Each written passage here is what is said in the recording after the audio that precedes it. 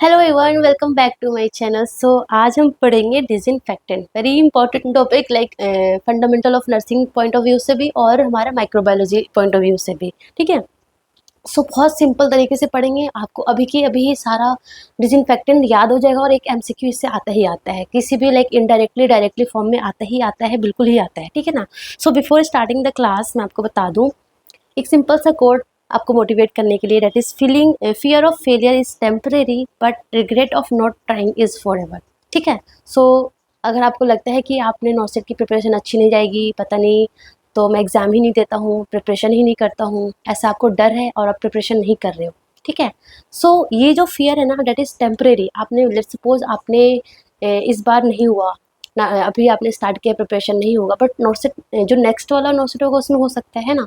या फिर ये फियर है आपका, बट आप अच्छा अपना मेहनत करोगे, अपना पूरा 100% दोगे तो आपका सिलेक्शन हो जाएगा। ठीक है ना। बट आपने ट्राई ही नहीं किया, आपने कोशिश ही नहीं किया, तो वो जो आपको जिन पूरी लाइफ टाइम तक आपको एक रिग्रेट रहेगा कि काश मैं अपना एक अटैम्प्ट दे देता, काश मैं अपना एक 100% दे देता, काश मैं अपना पूरा ट्राई कर देता। ऐसा ही आपको पूरा लाइफ टाइम लगेगा। इसलिए वो रिग्रेट से बेटर है कि आप अपना 100% दो, आप अपना पूरा फुल लगा दो, अपना एकदम जो होता है ना, एकदम जी जान लगा दो और अच्छी से मेहनत कर लो। ठीक है। बहुत ही कम टाइम बचा है अपना सेट के लिए, तो जितना टाइम हो सके, जितना से ज़्यादा टाइम हो सके, प्लीज़ प्लीज़ प्लीज़ दे दो।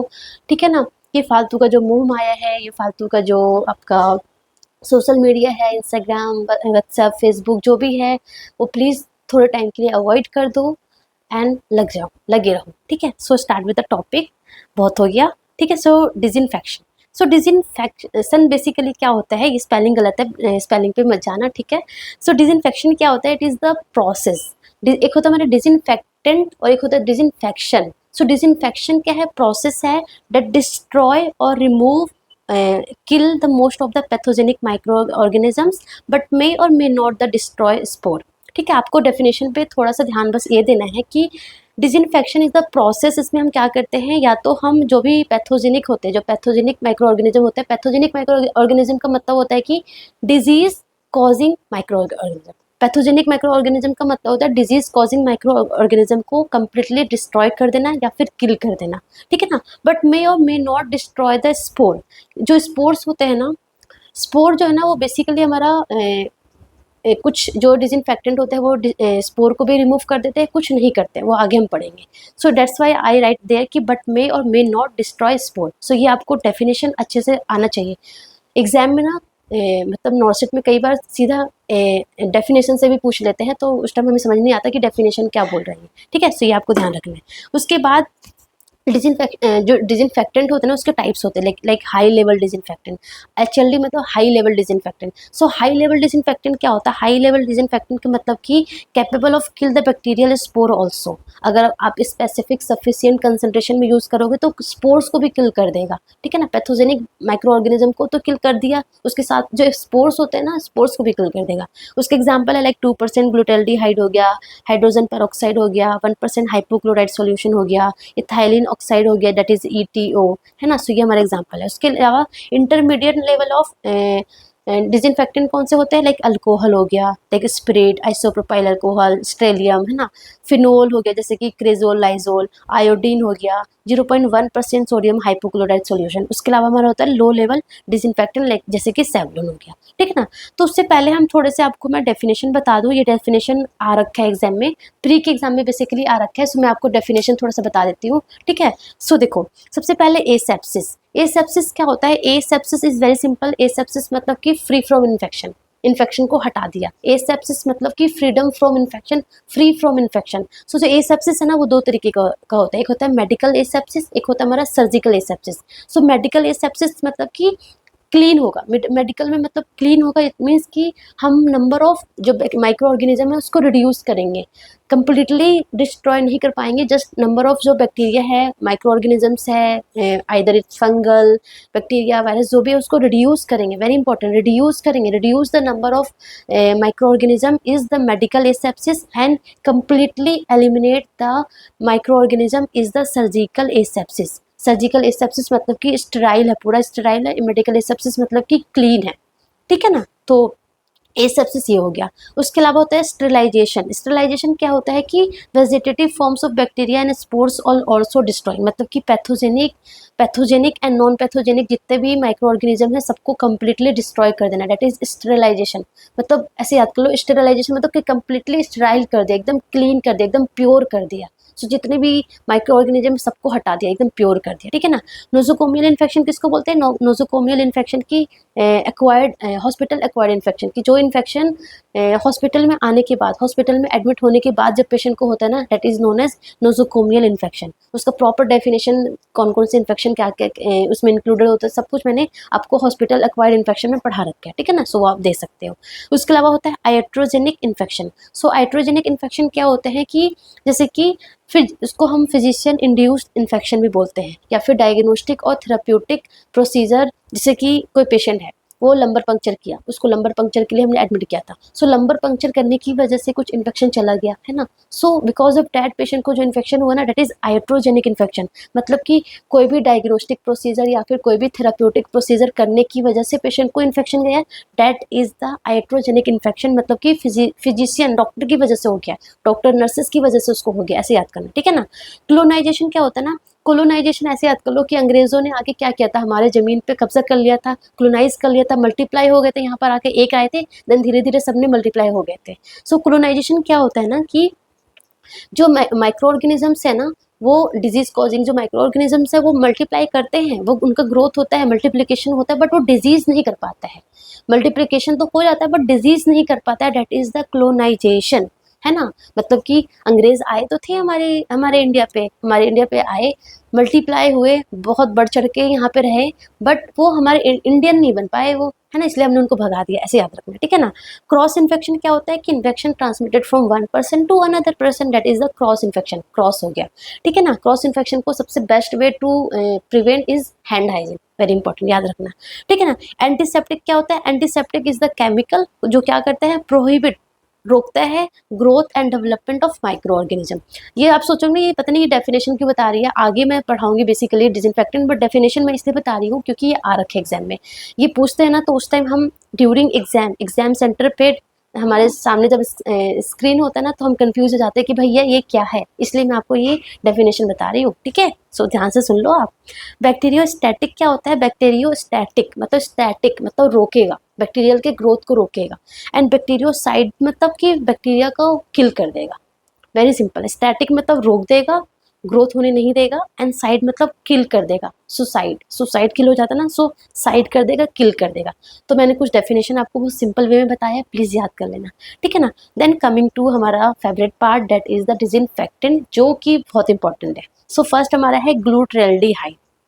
सो एक बार तो एग्जाम में उन्होंने यही पूछ लिया था कि 2.45% ग्लूटरेल्डिहाइड को क्या बोलते हैं, सो इट इज साइडेक्स, इतना सिंपल आ गया था, है ना। सो ग्लूटरेल्डिहाइड इज ऑल्सो नोन एज साइडेक्स, क्या? साइडेक्स। तो इसके दो कंसंट्रेशन होते हैं, एक होता है 2%, एक होता है 2.45%।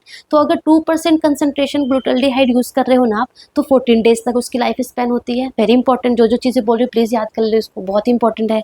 2% ग्लूटरेल्डिहाइड का लाइफ स्पैन कितना है? 14 डेज है।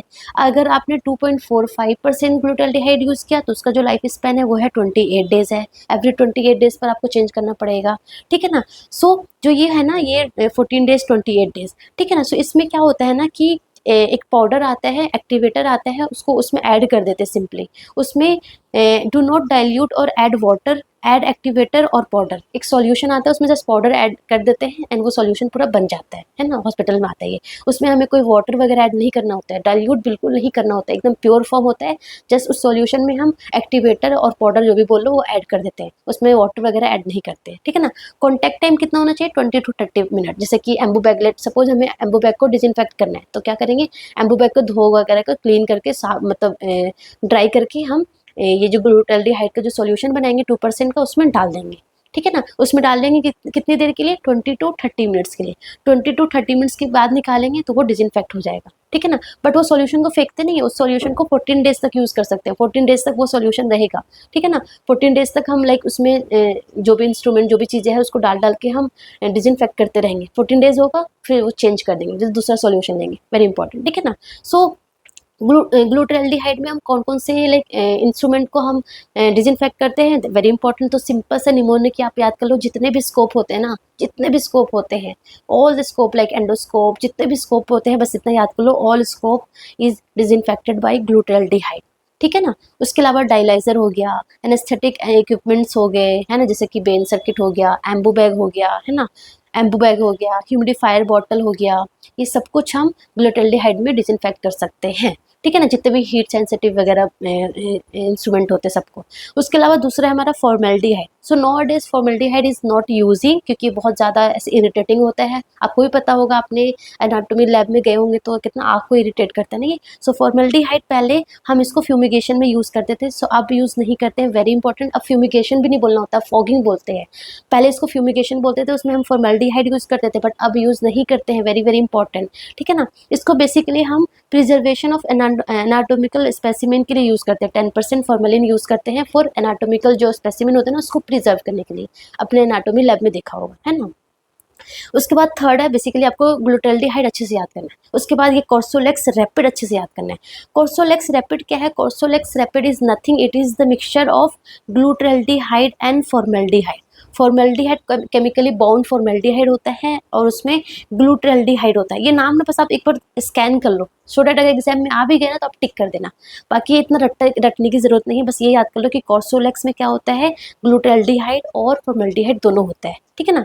हमने ग्लूटाल्डिहाइड पढ़ लिया, हमने फॉर्मेल्डिहाइड पढ़ लिया, एंड कोर्सोलेक्स। कोर्सोलेक्स में दोनों का कॉम्बिनेशन होगा, दोनों मिल जाएगा, ठीक है ना। सो इसका जो कंसंट्रेशन होता है ना वो प्योर फॉर्म में होता है, एंड हमें 5% चाहिए होता है उसका, जो हमारे रिक्वायर्ड कंसंट्रेशन होता है वो 5% चाहिए होता है। एंड कॉन्टैक्ट टाइम कितना होता है? 5 मिनट। ग्लूटाल्डिहाइड का कॉन्टैक्ट टाइम कितना हो रहा था? 20 to 30 मिनट्स। एंड कोर्सोलेक्स का कितना है? कोर्सोलेक्स रैपिड है, बहुत रैपिडली कर देगा, तो 5 मिनट्स में ही ये डिसइंफेक्ट कर देगा, क्योंकि इसमें ग्लूटाल्डिहाइड भी आ गया है, फॉर्मेल्डिहाइड भी आ गया, दोनों कंबाइन हो गया ना, तो जल्दी ही डिसइंफेक्ट कर देगा। तो 5 मिनट कॉन्टैक्ट टाइम है, एंड इसकी जो लाइफ स्पैन है ना वो 7 डेज है।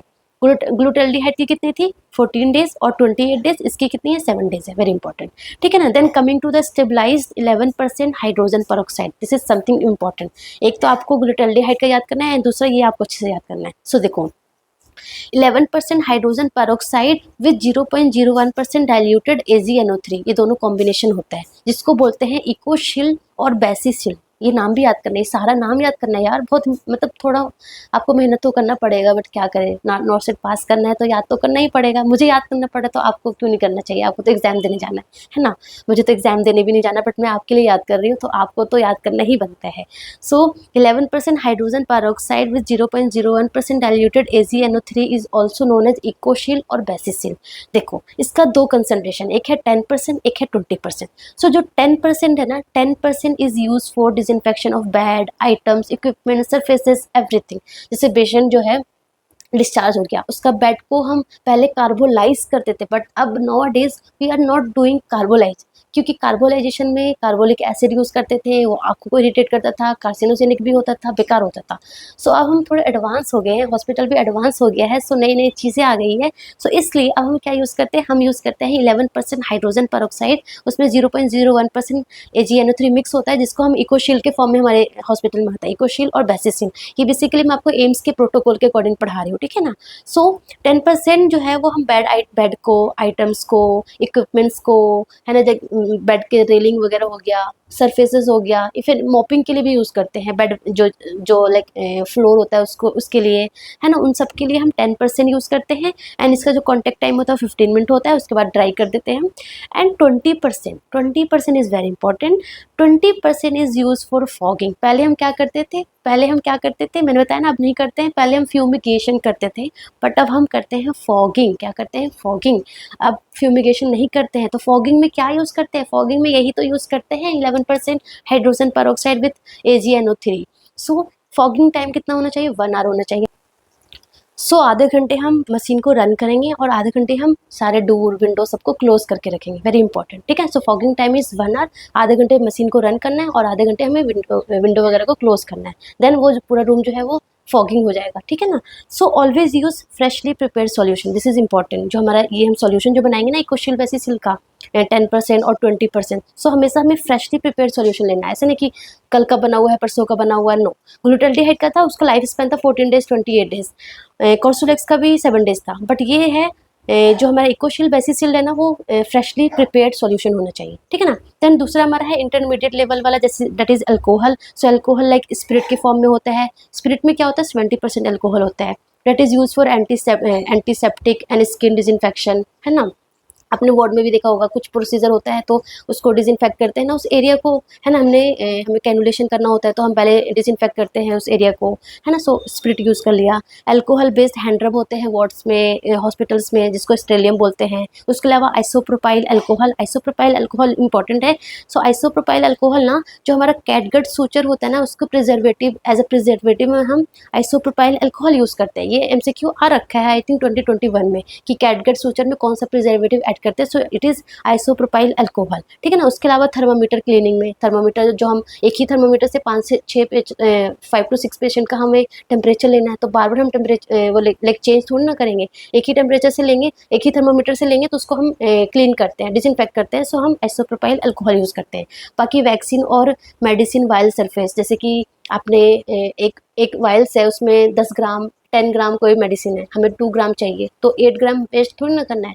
उसको जब हम नेक्स्ट टाइम यूज़ करेंगे तो उसको जो सरफेस है उसको डिसइंफेक्ट करेंगे, तभी तो हम नीडल को इंसर्ट करके हमें मेडिसिन एस्पिरेट करेंगे। सो उससे पहले हमें क्या करना है, आइसोप्रोपाइल अल्कोहल से डिसइंफेक्ट करना है। उसके अलावा स्टेथोस्कोप वगैरह हो गया, तो ये सब हम किससे डिसइंफेक्ट करते हैं, आइसोप्रोपाइल अल्कोहल से। उसके अलावा फिनोल। सो देखो फिनोल के ना बहुत डिफरेंट फॉर्म्स होते हैं। सो जो प्योर फॉर्म होता है ना, प्योर फिनोल कभी यूज़ नहीं करते हैं। कार्बोलिक एसिड जैसे कि 5% फिनोल होता है, उसमें कार्बोलाइजेशन के लिए पहले यूज़ करते थे, बट अब यूज़ नहीं करते हैं, ठीक है ना। उसके अलावा क्रिजोल जिसमें 5% होता है, लाइजोल 2 to 5% होता है, जो कि लाइक फ्लोर के लिए, फ्लोर क्लीनिंग के लिए यूज़ करते हैं, ठीक है ना। उसके अलावा like modified phenol use for skin antiseptic also, like जैसे कि क्लोरहेक्सिडिन, ग्लूकोनेट, सेट्रिमाइड सॉल्यूशन जिसको सेवलोन बोलते हैं, 3 to 5% कंसंट्रेशन होता है इसमें फिनोल का। डेटोल हो गया, लाइक क्लोरोऑक्सीनोल, ये सारा हो गया, है ना। सो ये जो फिनोल है ना वो स्किन डिसइंफेक्शन के लिए भी यूज़ करते हैं और सरफेस क्लीनिंग के लिए भी यूज़ करते हैं, depending on the concentration, very important, ठीक है ना। उसके बाद हमारा क्लोरीन वाला, क्लोरीन कंपाउंड में like chlorine tablet for water disinfectant के लिए यूज़ करते हैं, वो तो पता ही है आपको। उसके अलावा sodium hypochloride solution, this is important, this is again important, ठीक है। सो सोडियम हाइपोक्लोराइड सॉल्यूशन जिसको पोलर भी बोलते हैं, polar solution. So available concentration जो है वो 10% और 5% दोनों फॉर्म में होता है, बट हमें कितना चाहिए होता है, 1%। आपने सुना है ना, 1% sodium hypochloride is use to disinfect the, like spill management protocol में यूज़ करते हैं, या फिर एच आई वी पेशेंट का जो भी इक्विपमेंट वगैरह जो भी यूज़ होता है उसको डिसइंफेक्ट करने के लिए भी हम 1% सोडियम हाइपोक्लोराइड सॉल्यूशन यूज़ करते हैं। उसका जो कॉन्टैक्ट टाइम है वो 10 मिनट्स का होता है। And do not use reconstituted solution beyond 8 hours, मतलब ये भी ना, सोडियम हाइपोक्लोराइड सॉल्यूशन भी हमेशा फ्रेशली प्रिपेयर्ड होना चाहिए, बट 8 आवर्स तक हम यूज़ कर सकते हैं। बियॉन्ड 8 आवर्स हमें बिल्कुल यूज़ नहीं करना है। एंड कॉन्टैक्ट टाइम कितना होता है, 10 मिनट होता है। सो आपको सोडियम हाइपोक्लोराइड का याद करना है, आपको इकोशील्ड बेसिसिल का याद करना है, आपको ग्लूटाल्डिहाइड का याद करना है, आपको कॉर्सोलेक्स मेनली याद करना है, ठीक है ना। उसके अलावा आयोडीन, आपको पता है टिंचर ऑफ आयोडीन जिसमें 2% आयोडीन होता है। पोविडन आयोडीन हो गया, 1% iodine for mouth wash, oral antiseptic, wound cleaning वगैरह के लिए यूज़ करते हैं। मतलब बेसिकली जो आयोडीन का जो कंपाउंड है वो बेसिकली हम स्किन जो है ना उसको डिसइंफेक्ट करने के लिए यूज़ करते हैं। पार्ट प्रिपरेशन में हम यूज़ कर लिया, है ना। मतलब जब हम सर्जरी करते हैं तो प्रिपरेशन करते हैं ना, तो उसमें हम आयोडीन वगैरह का यूज़ करते हैं। उसके अलावा वाइल्स।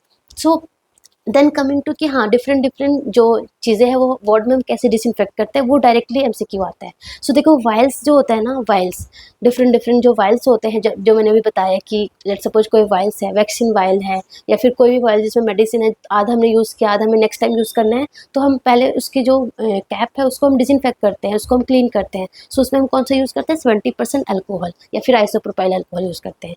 उसके बाद एम्बू बैग हो गया, ह्यूमिडिफायर बॉटल हो गया, इसको कैसे डिसइंफेक्ट करते हैं। सो सबसे पहले हम क्या करते हैं, एम्बू बैग को या फिर ह्यूमिडिफायर बॉटल को सबसे पहले हम वॉश करते हैं।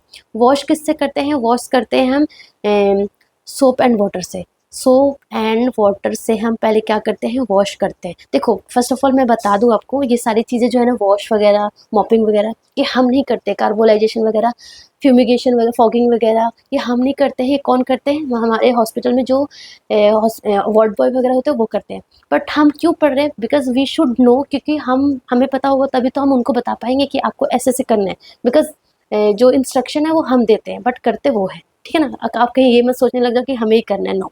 सो देखो, सबसे पहले क्या करते हैं, एम्बू पैक को सोप एंड वाटर से वॉश करते हैं। वॉश करने के बाद ड्राई करते हैं।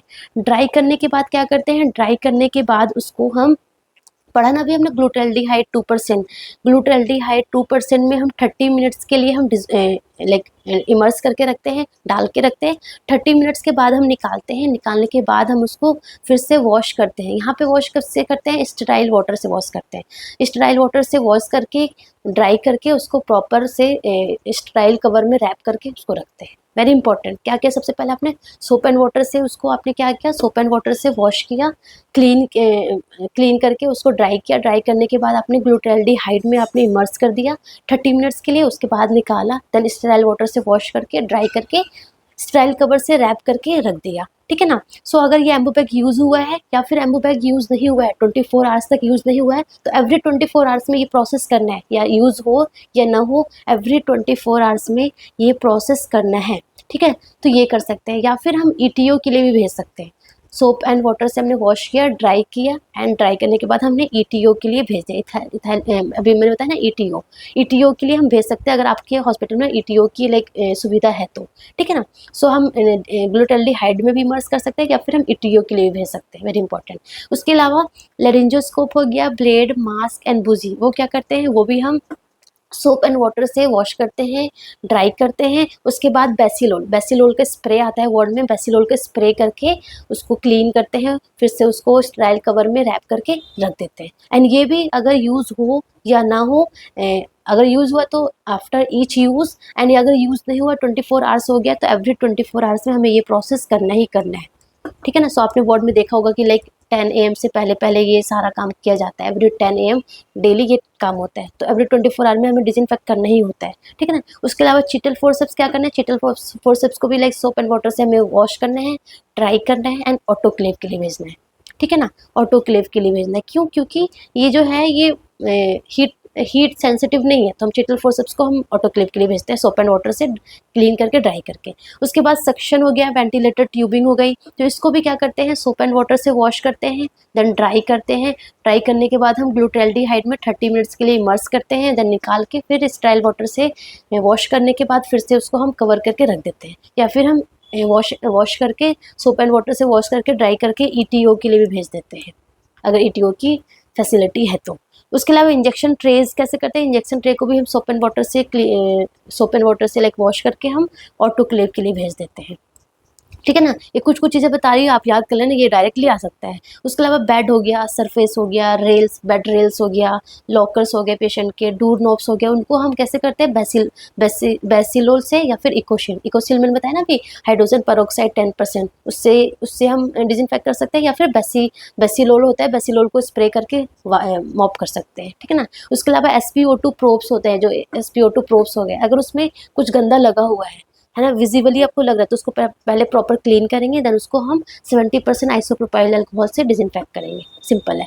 थर्मामीटर जो है वो स्पिरिट 70% आइसोप्रोपाइल अल्कोहल है ना, उससे हम क्लीन करते हैं। So that's all about. And उसके बाद एक और इम्पॉर्टेंट चीज़ है, मे भी ये आ सकता है, इसलिए मैंने ये रखा है क्योंकि हम अपने एम्स में ये फॉलो करते हैं, तो एम्स वाले पेपर बनाते हैं ना, इसलिए मैंने ये आपको बताना चाहा।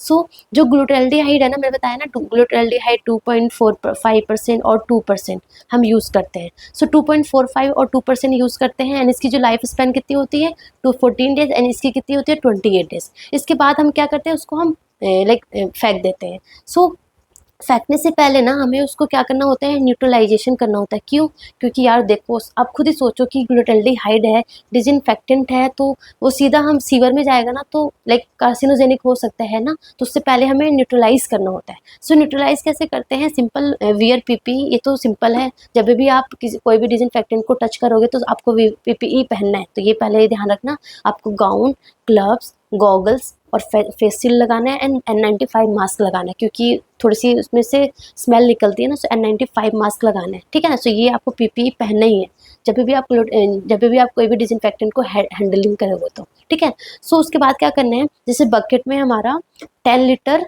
हमारा ग्लूटाल्डिहाइड था, 10 लीटर हमारा ग्लूटाल्डिहाइड था, उसको पहले हम दूसरे बकेट में ट्रांसफ़र करेंगे। उसको हम दूसरे बकेट में ट्रांसफ़र करेंगे। देन उसमें हम क्या करेंगे, 50 ग्राम ग्लाइसिन डालेंगे 5 लीटर। अगर 5 लीटर है तो हम कितना डालेंगे, 50 ग्राम ग्लाइसिन डालेंगे फॉर 1 आवर, 1 घंटे के लिए डाल के छोड़ देंगे। देन उसको हम मतलब वो न्यूट्रलाइज हो गया, देन उसको हम डिस्कार्ड कर देंगे।